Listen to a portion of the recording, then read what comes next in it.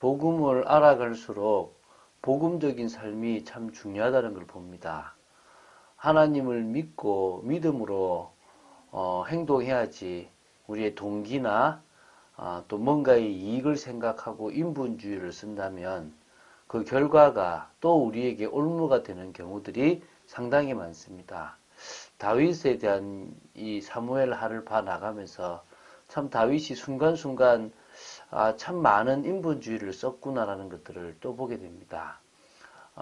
이 정말 시대적인 왕, 또 하나님의 인정을 받았던 다윗도 이렇게 인본주의를 쓰는 모습들을 보는데 우리야 오죽하겠습니까? 그러나 그것을 합리화시키고 정당화시키는 것이 아니라 오히려 반면교사로 생각하고 우리의 모든 것을 결정할 때 오히려 하나님의 뜻에 맞는 결정들을 하게 되기를 주 예수 그리스도 이름으로 축원드립니다.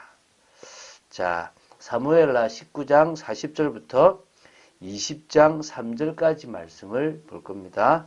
20장 1절, 2절 두 말씀을 합독하고 사무엘하 19장 40절부터 사무엘하 20장 3절까지를 보도록 하겠습니다. 1절, 2절을 우리 20장 1절, 2절을 합독하겠습니다. 마침 거기에 불량배 하나가 있으니 그의 이름은 세바인데 베냐민 사람 비그리의 아들이었더라. 그가 나팔을 불며 이르되 우리는 다윗과 나눌 분깃이 없으며 이새의 아들들에게서 받을 유산이 우리에게 없도다. 이스라엘아 각각 장막으로 돌아가라 하매 이에 온 이스라엘 사람들이 다윗 따르기를 그치고 올라가 비그리의 아들 세바를 따르나 유다 사람들은 그들의 왕과 합하여 요단에서 예루살렘까지 따르니라. 지금 잘 이렇게 황궁하고 있는 다윗의 모습 속에 갑자기 이게 찬물을 끼얹는 같은 일이 생깁니다. 왜 이런 일이 생기는지를 오늘 봐야 되겠죠. 그러니까 사무엘하 19장 40절부터 20장 3절까지 내용은 다윗의 황궁을 둘러싼 이스라엘 지파 사이에 갈등이 일어나는 내용입니다. 그런 가운데 다윗은 이제 예루살렘으로 본궁으로 황궁을 사실 하게 됩니다. 근데 그 사이에 베냐민 지파 세바라는 이 불량배라고 나오는데 이 세바가 반란을 일으키게 됩니다.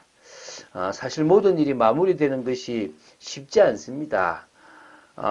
그래서 이것은 이 황궁에 다윗이 인본주의를 쓴 것에 대한 문제거든요.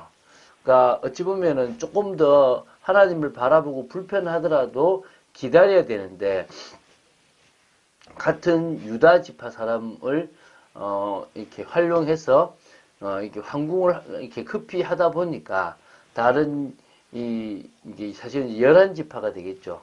11지파에 반발을 사게 되었던 것입니다. 그래서 이게 사실은 좀 좋지 않은 모습인데요. 그걸 한번 좀 봐나가면서 우리가 인본주의를 쓰지 않는 것이 얼마나 중요한지를 다시 한번 봐야 될 줄로 믿습니다. 40절부터 43절까지, 그러니까 19장의 마무리를 이제 보겠는데요. 자, 요단을 건넌 다윗 일행이 도착한 요단 서편의 첫 성은 길갈입니다. 길갈은 요단강을 건넌 이스라엘 백성이 처음으로 만난 곳이 길갈.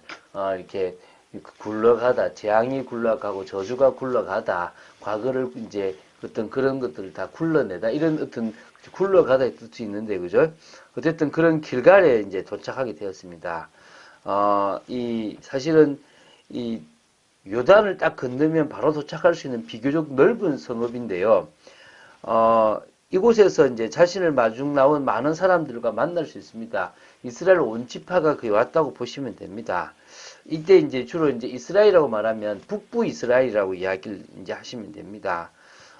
이 북부 이스라엘 사람들이란 것은 나중에 이제 남유다와 북이스라엘이라는 것으로 나눠지잖아요. 그럼 10개의 지파가 북이스라엘이거든요. 그 어떤 북부 쪽을 생각하시면 되는데, 이 다윗의 황궁을 추진하는 문제에 있어서 유다 지파가 주축이 된 것에 대해서 다윗 왕에게 항의를 하게 되는 겁니다. 어찌 왕을 도둑하여라는 표현을, 그러니까 유다 사람들이 어찌 왕을 도둑하여 왕과 왕의 지방과 왕을 따르는 모든 사람을 인도하여 요단을 건너게 하였나이까라고 얘기를 하는 겁니다. 그래서 어찌 왕을 도둑하여란 말은 왕을 독차지하여라는 표현이라는 거죠. 그러니까 왕을 독차지한 게 이 북이스라엘을 빼버린 뭡니까? 유다 중심으로 했다는 것입니다. 그래서 이 유다 지파는 다윗을 황궁시키는 데 있어서 나머지 이스라엘 지파에 알리지 않고 독자적으로 이 일을 추진했다 이건 겁니다. 그래서 이것에 대해서 이스라엘 사람들이 지금 잘못됐다라는 어떤 표현을 지금 이렇게 항의를 지금 하고 있는 겁니다. 이게 사실은 뭐냐면 지파 간 주도 싸움이라고, 그러니까 좀 주도권 싸움이라고 보시면 되겠죠. 그 사사 시대에도 다른 사사들이 막 일어날 때 에브라임 지파가 주로 왜 우리를 빼고 했냐라고 얘기를 많이 하거든요. 이게 출애굽에서 가나안 정복할 때 정복 그때에 이 유다 이 요셉의 아들 에브라임 그 에브라임 지파가 큰 역할을 많이 합니다. 왜냐하면 여호수아가 에브라임 지파거든요. 그때 이후로 에브라임 지파가 거의 뭐 장자처럼 이렇게 큰 어떤 주도권을 쥐고 있었던 지파인데 자꾸 이렇게 이제 많이 소외되면서 이렇게 막 시비를 걸었잖아요. 지금도 똑같이 이 지파가 이제 이 지파 중심으로 이제 한마디로 시비를 걸었다라고 해도 이제 틀린 표현은 아닐 수가 있는 거죠. 그래서 이 지금 그 주도권의 싸움에서 뺏기지 않으려고 이제 이 에브라임 지파를 중심으로 한 이 열 지파가 지금 이제 자신들이 이 다윗의 황궁에 배제됐던 이 부분에 대해서 이제 앞으로 국정 업무에도 이제 이렇게 주도권이 빼앗길까 싶어서 지금 이제 항의를 했다고 보시면 됩니다. 한마디로 말하면 입지에 대한 확실한 보장을 원했다라고 보시면 되겠고요. 이 유다 지파의 세력을 업고 예루살렘에 입성하는 과정에 있었던 다윗은 이런 열 지파의 이런 항의에 아무런 대답도 할 수가 없었어요. 그러니까 이게 무기력함이 드러나고 있는 거고요. 인본주의적 발상에 대한 어떤 결과라고 보시면 됩니다. 그러니까 계속 이런 반목과 질시가 계속 이런 뭡니까? 이 여러 가지 계속 이런 잘못된 것들이 후유증을 낳고 있다고 보시면 됩니다. 참 안타깝잖아요. 그러니까 이런 이스라엘 백성들의 항의의 유다 지파는 왕은 우리의 종친이니까 당연히 우리가 하는 거다라는 식으로 이렇게 막 탁 이렇게 그 항의를 합니다. 왜 분을 내는데라고 얘기하는 거죠. 잘 생각해봐라. 왕의 것을 조금이라도 얻어먹은 것도 없고 왕의 선물을 받은 적도 없는데 왜 이러냐라고 얘기하는 거죠. 그래서 이제 그때 이제 이스라엘 사람들 우리는 열목 이상을 가지고 있는데 왜 관계가 없다고 하느냐라고 하면서 이제 더 강경하게 하는데 유다 지파가 더 화를 내니까 이제 이게 갈등이 심할 수밖에 없는 거죠. 근데 이때 이제 어떤 일이 벌어지냐면 그것을 가만히 지켜보고 있던 그 불량배 한 사람이 좀 의도하지 않았던, 계획하지 않았던 반란을 일으키게 되는 거죠. 그게 이제 누구냐면 베냐민 사람 비그리 아들 세바입니다. 나팔을 빽 불면서 우리는 다윗과 나눌 분깃이 없으며 이새의 아들에게서 받을 유산이 우리에게는 없다. 이스라엘아 각각 장막으로 돌아가라 라고 해보신 겁니다. 그러니까 베냐민 지파잖아요. 사울왕과 관련된 사람들이 끝까지 다윗의 발목을 잡는다라고 봐도 되겠죠. 이때 이제 뭐냐면 많은 온 이스라엘이 다윗 따르기를 그치고 세바를 따라가 버리는 겁니다. 결국 유다 지파만 왕을 데리고 예루살렘으로 황궁을 하게 되는 안타까운 일이 벌어진 거죠. 물론 사무엘하 20장 이제 4절부터 26절 내일부터 보게 될 걸 보면 세바의 반란을 진압하는 과정이 나옵니다. 또 다른 살육 사건이 막 벌어지죠. 이때 요압이 자신의 자리를 깨어찬 아마사를 죽이게 되기도 하고요. 여러 가지 좀 안타까운 일이 일어나기도 합니다. 물론 하나님은 이때도 다시 이제 행정 조직을 다시 회복시키는 내용들도 뒤에 나오게 됩니다. 그거는 또 보면서 하나님의 은혜라는 걸 보게 될 건데요. 자, 한마디로 또 요 3절만 보고 마치겠는데요. 또 안타까운 게 하나 있습니다. 예루살렘 성에 남아 있었던 다윗의 후궁 10명이 다윗으로부터 이렇게 어찌 보면요. 이렇게 좀 징계를 받는 겁니다. 그러니까 이제 만나주지도 않고 관계하지도 않고 죽는 날까지 갇혀서 생과부로 지내는 겁니다. 자신이 놔뒀는데 자신이 지키라고 있으라 그랬잖아요.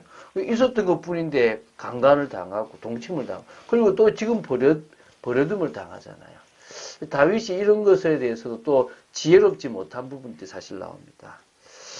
사실 다윗이 왕권을 회복하는 과정은 다윗의 탁월한 능력에 있다고 볼 수 없고요. 오직 하나님의 은혜로 말미암았다라고 볼 수 있습니다. 무능력한 모습과 인본주의를 쓰는 여러 실수들을 보이지만 그런 과정에서도 하나님은 전면에 드러나지 않지만 다윗을 택하신 당신의 종 다윗을 위한 은혜를 베푸시고 회복시켜 나가시는 모습도 보이거든요. 참 하나님이 우리에게 은혜 주시지 않으면 우리는 계속 실수 속에서 또 다른 잘못들을 만들어내고 또 실수하고 또 다른 잘못들을 만들어내는 어리석은 인생을 살아가는 겁니다. 참 하나님이 은혜 주시지 않으면 안 되는 겁니다. 은혜 속에 있었던 요셉이 노예에도 감옥에도 상관없었고 총리가 되었고 총리가 된 이유를 철저히 알았던 요셉은 끝까지 그 사명을 감당할 수 있었던 사람이 되었습니다. 요셉이 뛰어난 게 아닙니다. 요셉을 요셉되게 만든 하나님이 뛰어난 거죠. 요셉을 사용하여 언약을 성취하신 하나님이 대단하신 거죠.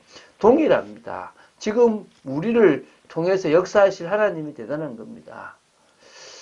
다음 주는 이제 모세에 대한 이야기를 시작할 겁니다. 요셉을 알지 못하는 새 왕이 생기고 요셉이 그 언약을 얼마만큼 전달을 후대에게 했는지 모르지만 그 언약이 끊쳐져 버리고 또 노예로 되어져 버리는 그런 안타까운 일들이 일어나기 시작합니다. 자, 중요한 것은 뭐겠습니까? 결국은 우리는 처음부터 끝까지 하나님과 함께하는 비밀을 누리고 그 속에서 하나님 주시는 모든 복의 이유를 사명 감당에 맞춰 나아가야 됩니다. 우리의 과거와 현재를 넘어서 미래까지 하나님이 원하시는 것에 방향 맞추고 하나님이 원하시는 방법을 따라 인도받아야 될 줄로 믿습니다. 한 번 사는 인생, 그런 축복된 인생 살게 되기를 주 예수 그리스도 이름으로 축원드립니다. 주는 그리스도시요 살아계신 하나님의 아들이심을 고백합니다.